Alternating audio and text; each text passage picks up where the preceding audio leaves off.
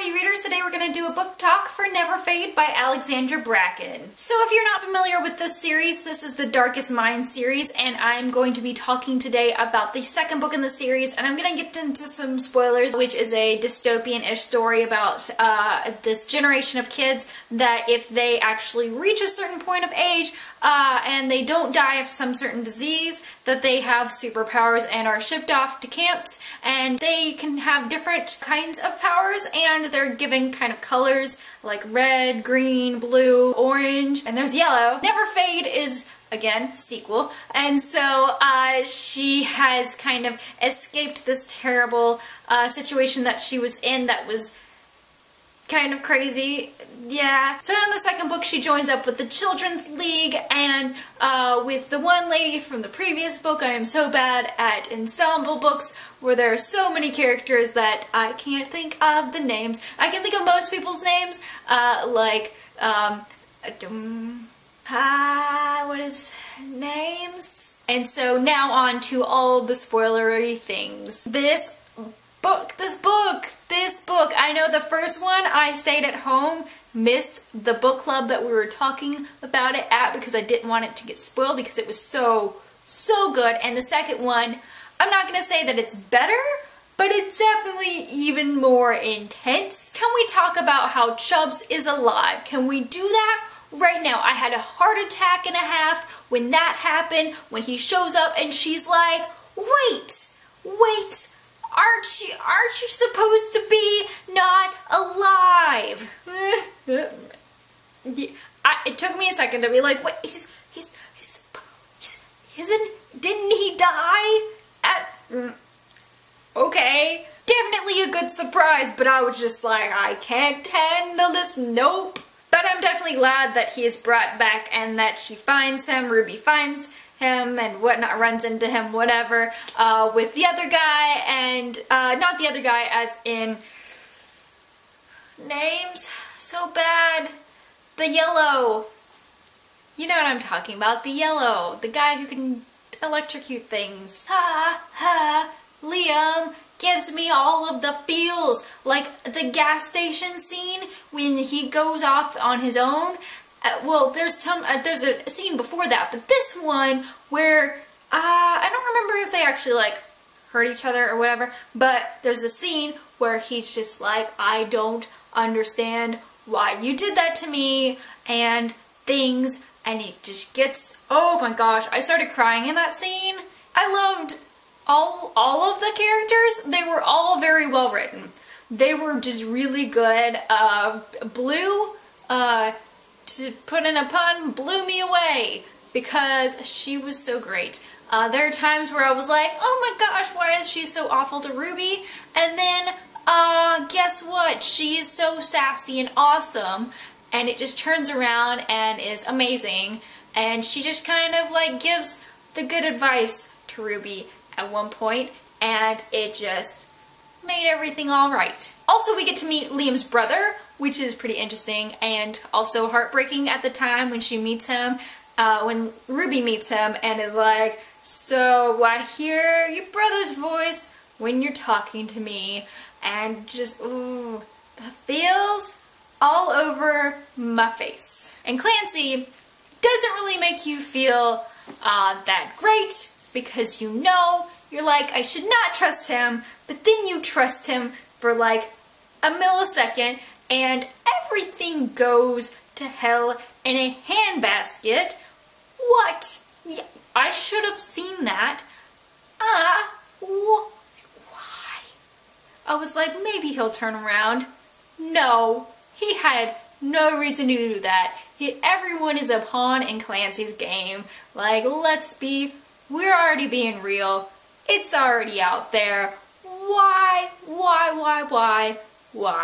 Now I sound like that song from The Little Mermaid. Just kiss the girl. Which is something we wish Liam and Ruby would do. And I think they do. I think they kiss in this book. It's been a couple of weeks, and I was like telling one of my friends, I was like, I need to make a book talk because I have a lot of feelings. So here we are. What else is there to talk about? There's just so much.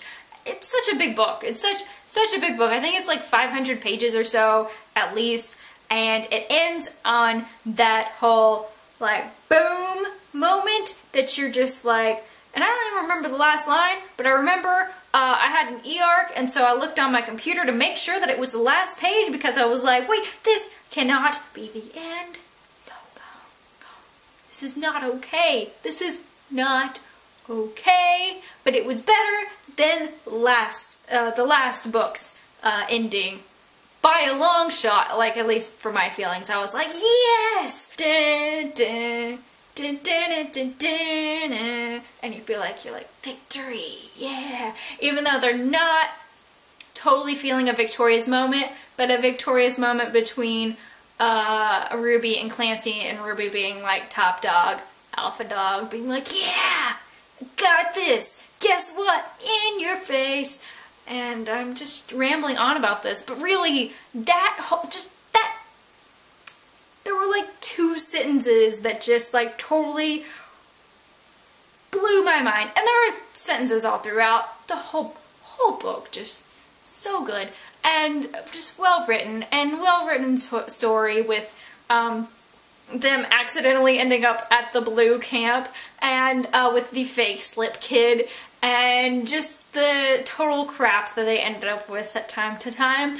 But I think overall, like, it's such an intense story and whatnot, but it's so good, and it's one of those stories that if you need some action as well as some really good, like, character development and whatnot. So if you've read Never Fade, let me know below, and let me know all of your thoughts and feelings, because I really want to talk about this book, the series. I need to get to read the, need to read the novella in time. I know, and I want to read this series again because it makes me feel all the feelings. Really, guys, really, all these characters, good. Plot is good. I've got my little like list of things that I talk about. Overall writing, like splendid. Setting, she goes from like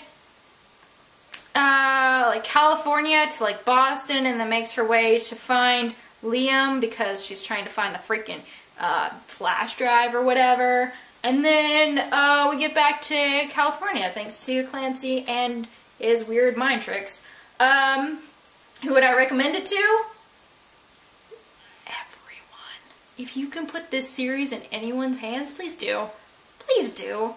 Feel of the novel. I think we've gone over this a couple of times. Originality. I haven't read anything like this. I think the only character that I can really like kind of compare her to is like Katniss, but at the same time it's like, it's just because they're both trying to just survive and help their friends and family survive, and trying not to have a mental breakdown, really, and not trying, oh, this is the thing I really liked about Never Fade, is that Ruby has this struggle in herself, and she kind of goes overboard at times, where she's like, oops, kind of maybe ruined somebody's life a couple of times, and yeah, like she's just like, I've done some bad shit, like, excuse my French, but she just goes overboard, just a handful of times in this novel. You're like, is she just gonna go Clancy all the way? Because he doesn't really have, he's like a couple of chapters, in like the last few chapters of this novel, but like, she's like, I totally understand why Clancy does what he does, and it's just, oh, whoa, and it scared me just a tiny bit.